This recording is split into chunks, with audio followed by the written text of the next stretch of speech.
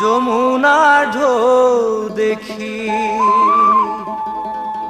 ৰাধা পাৰত বহি কলিয়া কানাই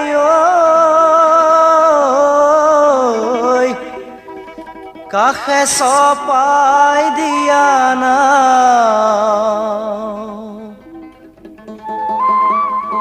মথুৰা ঘাটলৈ